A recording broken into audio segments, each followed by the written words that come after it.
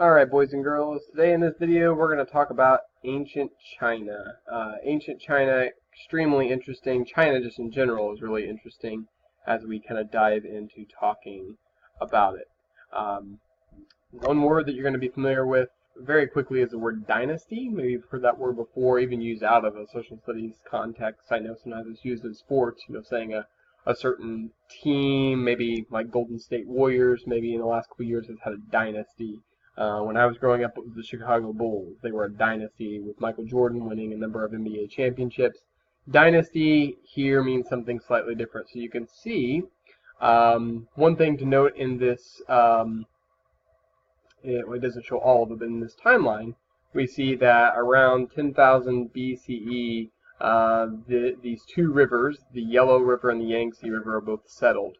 And then that's going to continue up all the way into present day. So one of the things that makes China unique from other areas we're going to talk about is that its ancient civilization and its modern civilization are very, very similar. And so we can actually say that China's ancient civilization still exists to this day. I mean, radically different. In fact, China is communist today.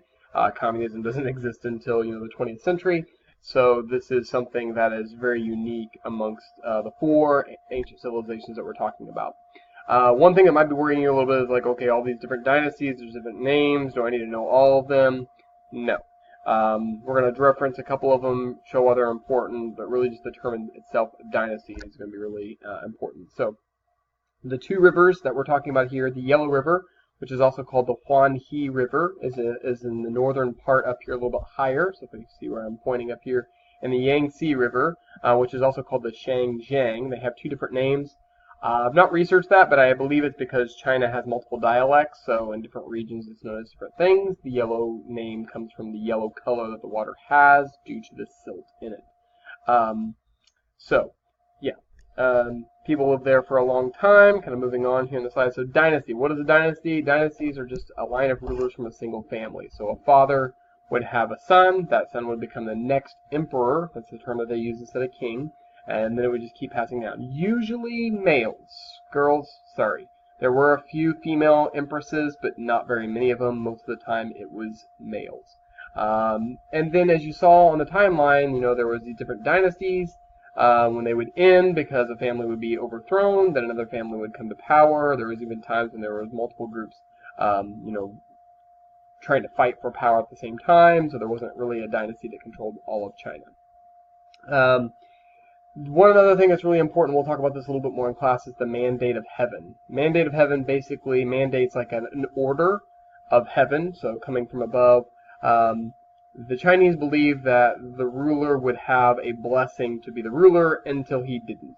What would that look like? Well, if bad things started to happen, the kingdom is losing battles, there's earthquakes, which in this part of the world there's a lot of that kind of stuff, tsunamis, which we'll talk about those too, all these natural disasters are happening, people are starving, that shows that the emperor has lost the favor of the gods. And so therefore, the mandate of heaven has been revoked, which gives somebody else the authority to come in and overthrow the emperor and take power. So that's kind of the mandate of heaven. It kind of gave the Chinese a way of passing down leadership from one group to another, because any group that was ruling would have this mandate of heaven. In ancient China, there are about 8 dynasties. There are a total of about 32 dynasties in China's entire history. Dynasties do not exist anymore. There is no emperor of China. That ended when communism came to be in the country. So we're not going to really talk too much about what's on the slide. One of the things I think is important here, and you may not see this, well, you do see it change. Okay, good.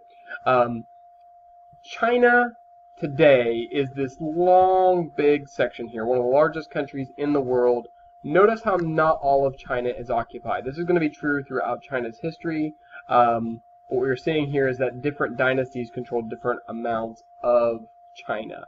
Sometimes even controlling things today that are not even China at all, such as Mongolia, or maybe even into southern parts of Southeast Asia. So there you can see the Yuan dynasty conquered a lot, and we'll explain why that is a little bit later on. Okay, so moving in here to talking about this first dynasty. One of the things that's really interesting about this first dynasty, which is pronounced the Shah dynasty, is that there's no archaeological evidence that it ever actually existed. May sound strange, we'll talk about this more in class, but they think this is fictional. They don't think it was really real, and it gave later Chinese groups a way of referencing back of like, this is what we need to model our civilization after. So kind of interesting. And then we have the Shang dynasty. I'm not going to talk too much about each of the individual dynasties. You can kind of read the description that's on there. We're going to talk about language development and specifically written languages here in a minute. We have evidence of that through oracle bones. A couple of the dynasties that are mentioned here. The Qin dynasty I'll reference because this is where the name China comes from. So the Qin dynasty, I know it's spelled with a Q. Not sure how it came to be CH. Maybe that was even influence of Europe, thinking like Q's don't have a CH sound. So maybe that's why it came to be that it has a CH on it instead of a Q. But Qin dynasty, China, that's where the name comes from. This is also when the Great Wall of China was being built. During the Qin dynasty is also the terracotta warriors, which we'll talk about in class, and this tomb that was there. The Silk Road is important because it connects East Asia with Western Asia and even parts of Europe. So it was traveled not only for silk but for tea and spices. So that's a kind of an important part of that. Group, the Han Dynasty. Most Chinese people today are classified as Han Chinese, so that's significant there. These are just some artifacts that have been found. Ancestor worship. The guy of Confucius, I might make a separate video talking about Confucius a little bit and his important role. Mainly was just this guy that had a philosophy of how things should be run, and it influenced greatly in the structure of Chinese history and rule. Just kind of keeping in mind here what we're doing. I've already mentioned that it's the only one that existed. Its language is still very similar, so we can read ancient Chinese, and it's the same as Chinese today. Some of the religions still continue on. Some of the cultural beliefs are still the same as well. This is one of the most important slides you can get here in the last couple minutes. So one of the main things, besides China being the oldest civilization, is that they were a civilization of inventors. They invented a lot of things that really made them very, very powerful. It also made them so they didn't necessarily need other outside areas. China is a huge area, so it had a lot of resources. Maybe you've heard this before, but fireworks did come from China. That's why even like on the 4th of July, which is tomorrow, because I'm recording this video over the summer, not tomorrow, sorry, Tuesday. This doesn't matter to you guys. But anyway, side note. Fireworks, if you go buy them, oftentimes they have Chinese writing on them. And still, I think China manufactures quite a bit of the fireworks that can be purchased today here in the United States. So fireworks come first. Gunpowder comes second, oddly enough, which is kind of strange.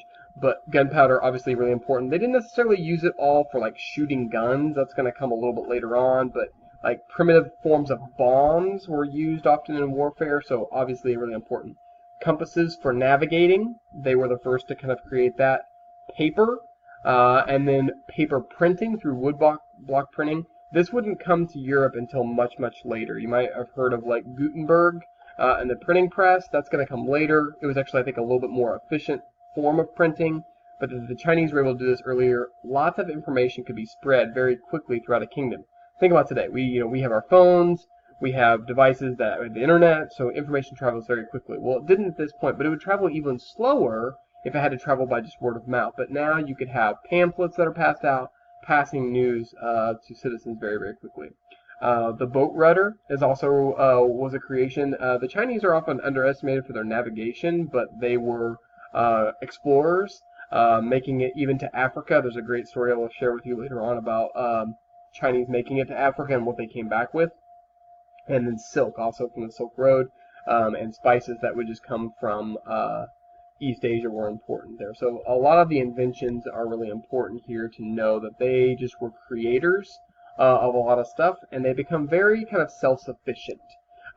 There's going to be outside invaders. One of the main groups that's going to invade them is the Mongols. Then there's also going to be some fights going on with Japan. But China, that we think of it at this time, is not China of today. It's much smaller. It's not going to dominate this entire area. The people themselves wouldn't have necessarily thought of themselves as Chinese at this point, too. I mean, eventually that term is going to be used, but with all these civilizations, whether it's Egypt or Mesopotamia, we use terms today that they wouldn't necessarily have used at that time. So, ancient Chinese, lots of inventions, mandate of heaven, I want you to know that too, and just that it is incredible that it still exists to this day, granted in a lot of different, maybe a slightly different form than it existed long ago, but still much of its history can be even seen as evident today. So, thanks for tuning in.